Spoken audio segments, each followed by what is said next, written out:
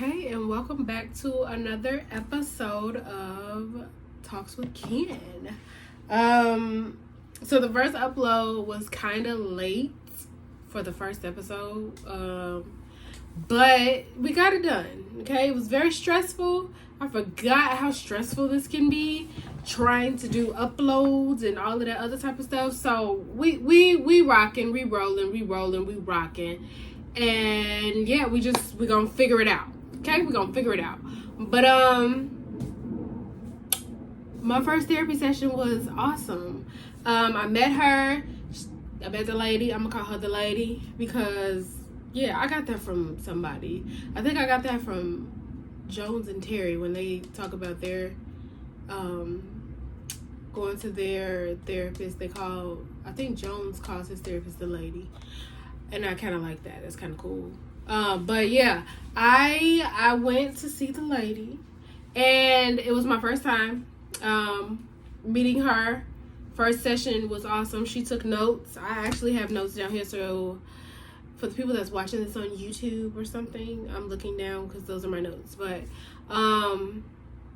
the first session was awesome. You know, she was very nice. I was very comfortable with her.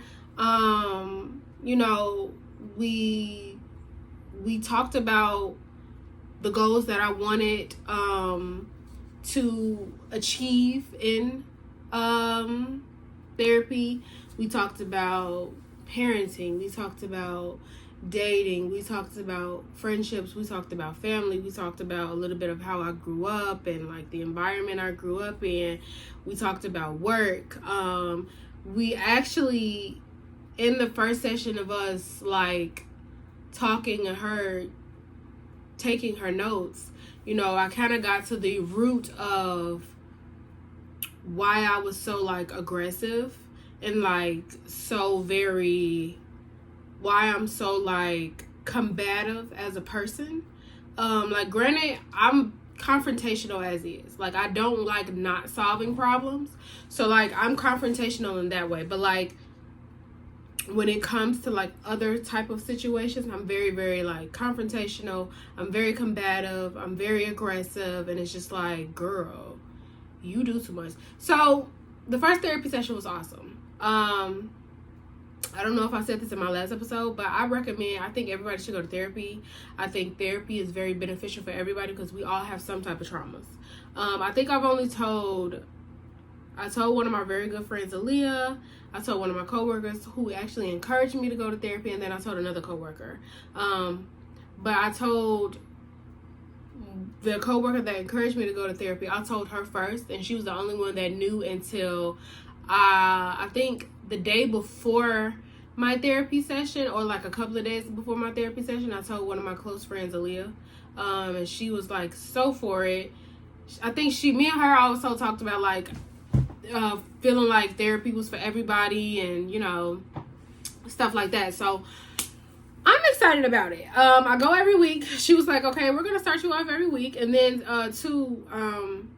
she told me to like download this app. It's called, give me a second, I'm finna look it up on my phone right now. It's called How We Feel.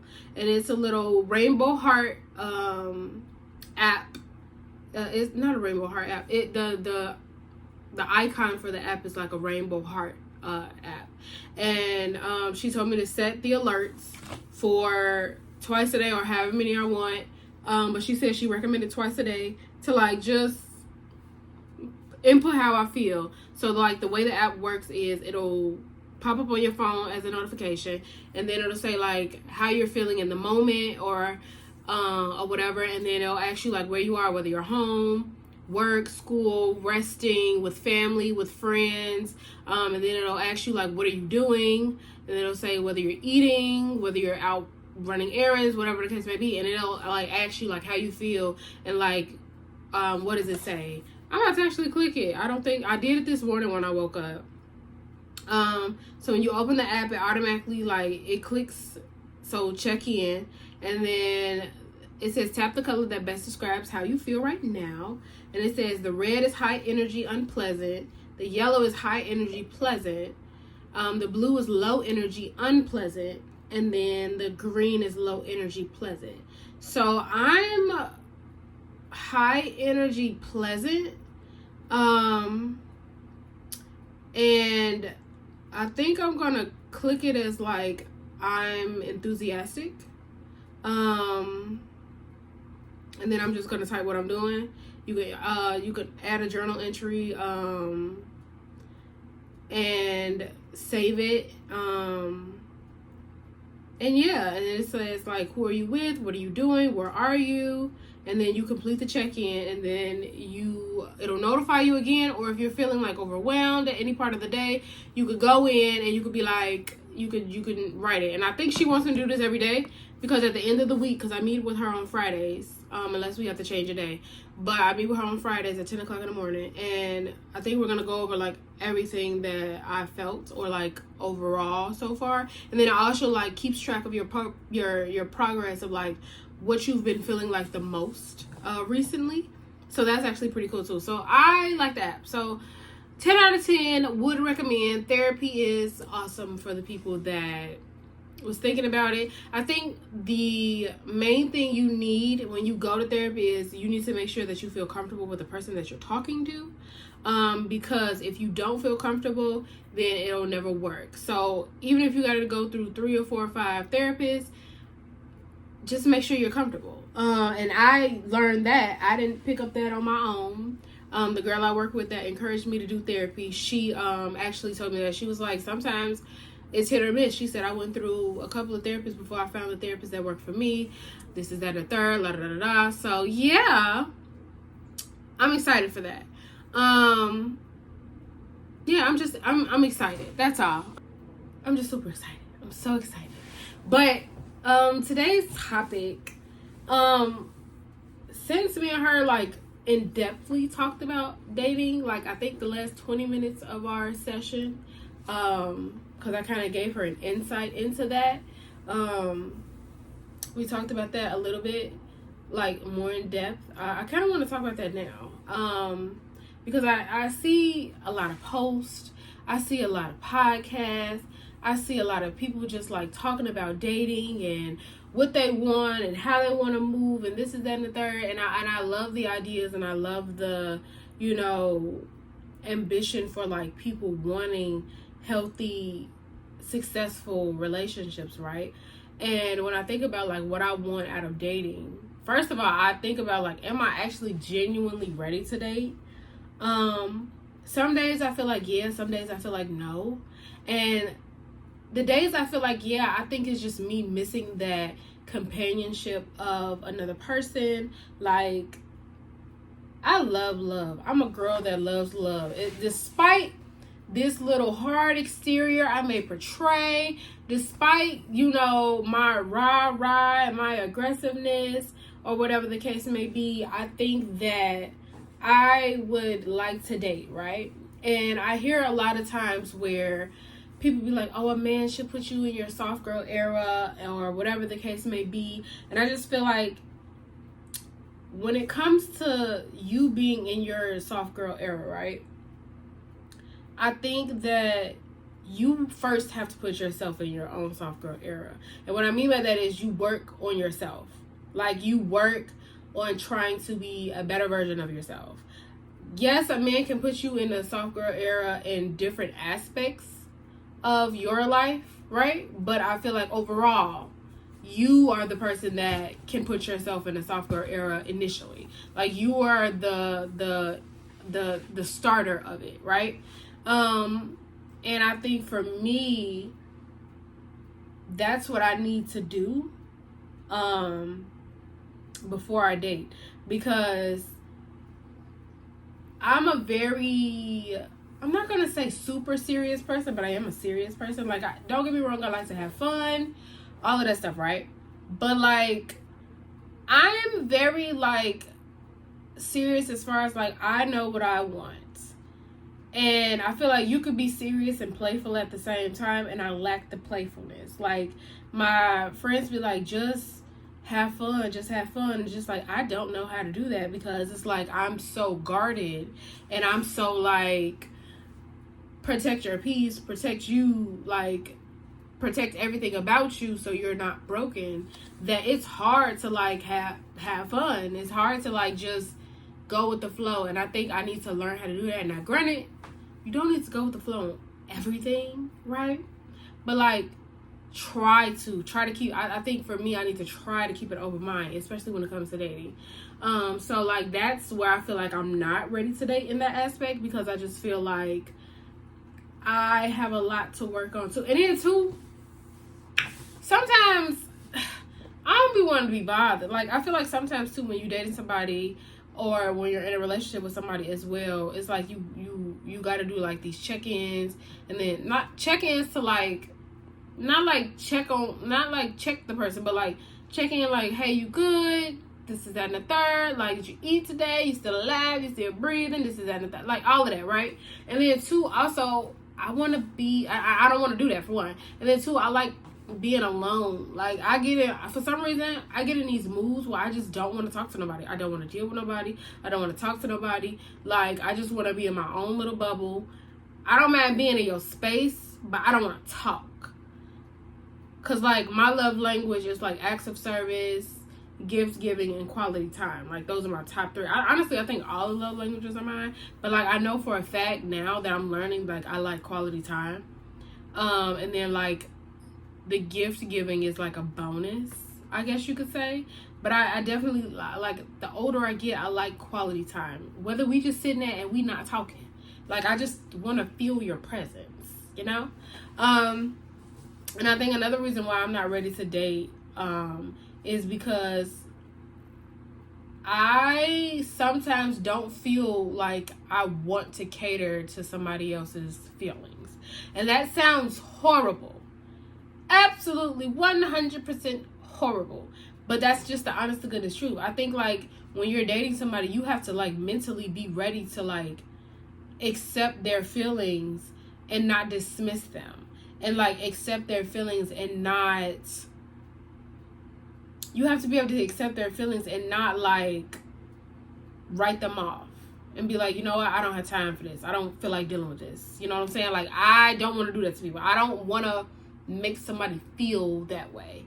So that's why I just feel like my mic is like in the way. But I'm not, that's why I feel like I'm not ready. And then another thing for me, like, I'm learning that I can't not exclusively date. Like, I understand some people can, and I've actually tried to, like, non-exclusively date. And for me, I've learned I can't do that. I'm a person that likes to be intentional. Like, if I like you and I care about you and we've connected in some way, shape, or form, I want to build on that. I don't want to connect with you and then, we decide we're not exclusively dating, and then you're talking to somebody else and I talk to somebody else. I feel like if somebody else can steal my attention from you, then we really didn't have a connection to begin with. So like I don't really like am I open to non-exclusively dating? Yes. Do I think that I want to do that now? No. I like being intentional, and I feel like when it comes to dating, when it comes to dealing with people, a lot of people lack intentionality. And it's like, I feel like majority of people, right? I feel like majority of people say they don't want to exclusively date and they want a non-exclusive dating relationships simply because it's a mechanism for them not to get hurt, right? Because you don't want to like somebody so much, or you don't want to give your all. So for you not to give your all, hey, I don't want to exclusively date. I want to, I want to date you and two other girls, or two other women. And I feel like that's okay. That's fine. You can do that. But it's like, how do you know if you really have a connection if you're talking to like more than 2, 3 people? I'm like, how are you building connections? Like, that's something I don't understand. Like, I know you can build connections with people because obviously that's how you get friends and stuff like that. But like, I don't know. It's weird to me. It's actually really weird to me. But I think for me, As far as dating, also, I don't think I'm ready to date because, like, the moment you show me you are inconsistent, beloved, you're out the, y'all, I pull back. And then once I slowly start pulling back and, like, I start communicating with you less because you're not consistent. And I feel like when you show me that you're inconsistent as a human being, then I know that I can't rely on you. Like, I will never call you in the case of an emergency because your pattern has been inconsistency. So with that being said, if you're inconsistent, what are you gonna do for me? Like, what's tea? Yeah, I don't think that you can do anything. And that too, I'm very big on consistency and communication. If you cannot communicate with me, I feel like consistency and communication are the two most basic things that you can give somebody, especially when you are trying to date them, and especially when you pursued them. So, like, to go back to the therapy session, me and her talked about a guy that I'm talking to. And last year we tried for the first go round, and, you know, it didn't work out. And then this year we reconnected. We didn't end badly, or it wasn't even a really ending. We just fell off. And then, you know, we reconnected this year, and it started off good. It started off consistent. It started off, you know, strong, right? And then it just got spotty. And I'm like, okay, like, what's going on? And I understand people go through things. I understand, you know, that when life be lifing, you really just, like, go into the shell, because I've done it so many times. Like, I've done it.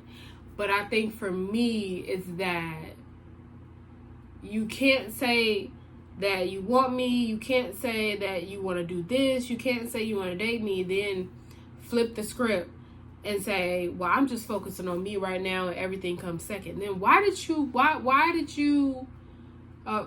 pursue me in the first place? Like, if you knew this is what you wanted to do, right? If you knew that you were focusing on yourself, if you knew that you were trying to get you together, if you knew all of these great things, right? All of these things, why pursue me? Why start up this and be consistent for a month to just fall off? It's just like I don't want to, it's a waste of time. Because it's just like, it was the lack of consideration. What am I trying to say? It was the lack of consideration. You should have thought it through. I feel like, and that's what a lot of people don't do when they're dating or when they're trying to date. They don't think certain situations through.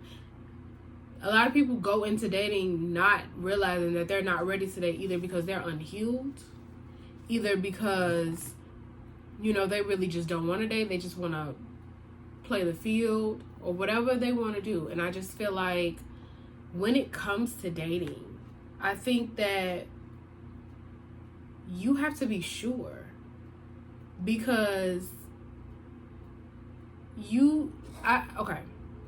when it comes to dating, you have to be sure that you want to date.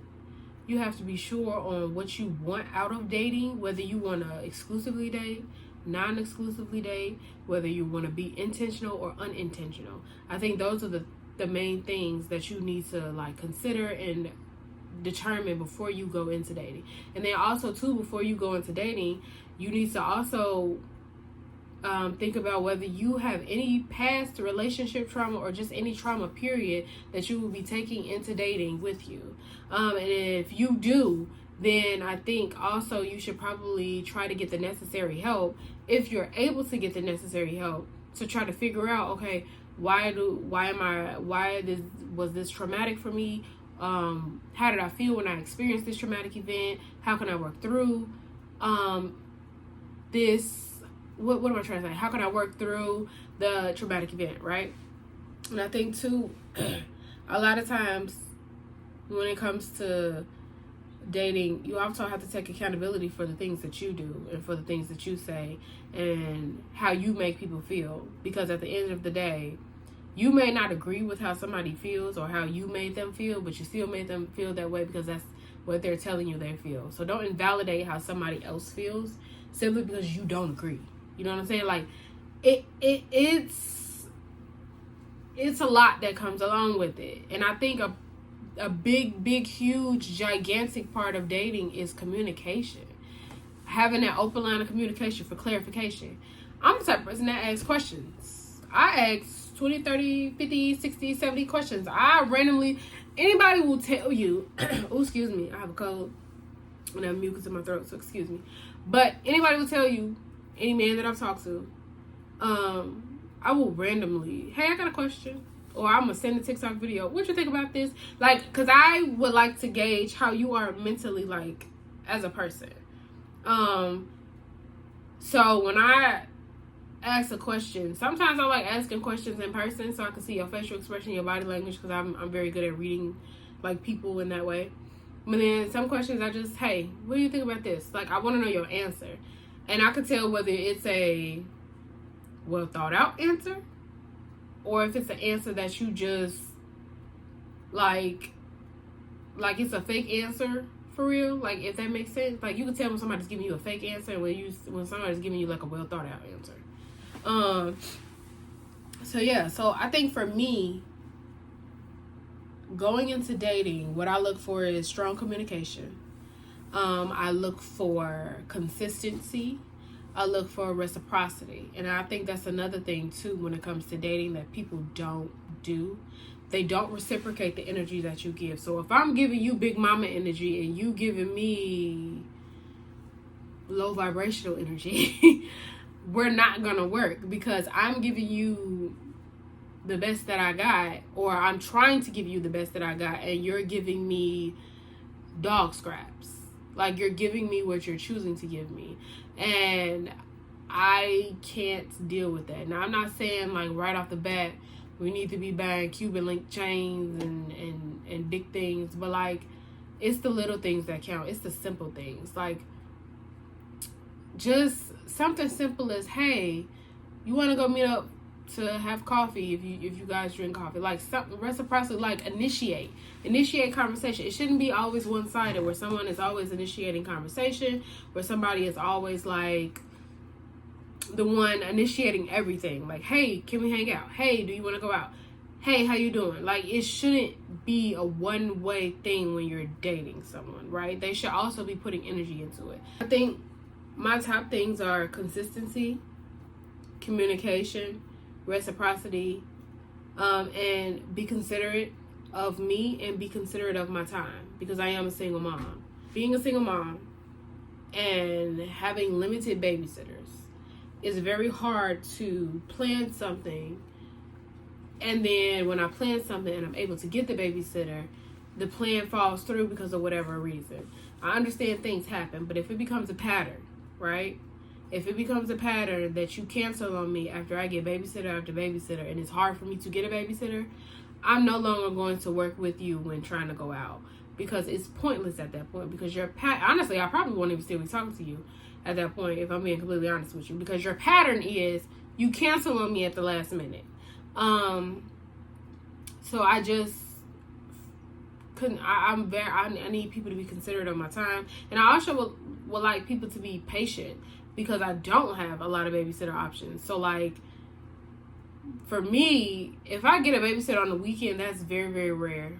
Okay, I work overnight, so it's nothing for me to, like, get a little nap in and then wake up, meet you at whatever food spot, whatever coffee spot, whatever park spot, movie theater. It's nothing for me to meet you at a movie theater while he's in school on your off day.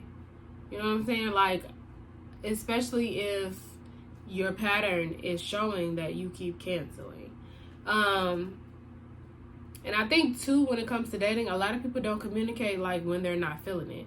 Like, it's okay for you to go on a date, and then after that date, if you see that the other person is still contacting you, or whatever the case may be, like, still wants to talk and you're not feeling it, it's nothing wrong with saying, hey, the date was nice, but I don't think me and you are compatible.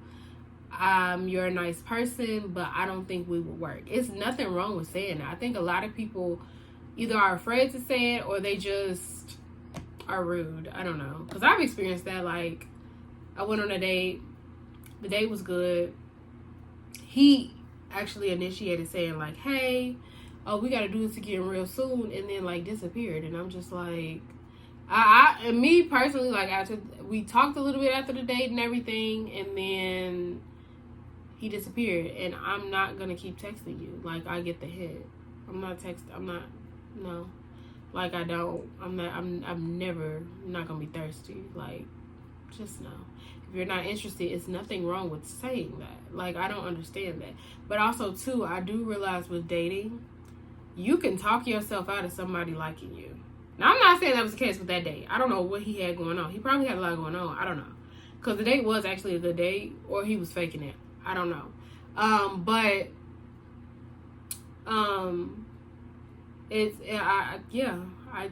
lost my train of thought. So, but I think everybody gets what I'm saying. So I think my biggest thing though going into dating is I want to let go of pain from past relationships. I want to let go of trauma from past relationships. I know you'll never be able to forget that pain or forget some trauma that you've experienced, obviously, because you went through it and it stuck with you for a reason. But I also want to be able to, work through it so that when the right guy does come along, I'm not bringing all of that baggage emotionally with me, so that when he does something, it triggers me and then I react in a fight or flight way. So like, healing is an everyday thing. You're never fully healed from something. That's something I want to be clear, especially when it comes to relationship.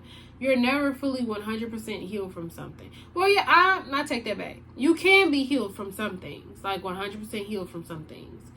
But also, you don't know whether you're healed from something until you're put back in a similar situation, if not the same situation. Because you don't know if you're healed from it until you know how you're going to react. And you can't know how you're going to react until you're put back in that situation. So, I mean, as far as dating goes, everybody, just take your time. Honestly, I recommend writing out a list of like your top 5 core values that you want in somebody. And then from that top 5, break it down into subcategories of the 5 and like write under it like what will be an added bonus to that. And I think you go from there. Because obviously you're not going to find one person that has every single quality that you have. Like, that you want anyway. But you will find somebody that has majority of it. I do know opposites attract. Or sometimes people who are alike attract. You never know. Though you find the weirdest people that you would never think would be together based off personality. And they've been together for 20, 30 years. And you ask them how it works. And they say communication, and they say understanding, they say patience, they say being loving, they say spending time together. Like, it's simple things, like literally simple things. Like, when I find my husband, because I think the next person that I want to date, I don't want to just date somebody to be like, oh, this is my boyfriend and we're going to be together for 30 years. No, the next person I want to date, I want that person to be my last person I date, and I want that last person to be my husband. Like, that I feel for me, marriage is the goal. Like, marriage has always been the goal. And the fact that I've never seen a successful, healthy marriage in my family makes me even more ready and willing and wanting to do the internal work in myself, so that when I do meet my husband, we do last 50 years. We do last 60 years, and we, either have a blended family, or we have, it will still be a blended family because I have a kid. And obviously you're not my husband if you don't want somebody with a kid, because I come with a kid. Package deal here. So yeah, I think that is today's episode.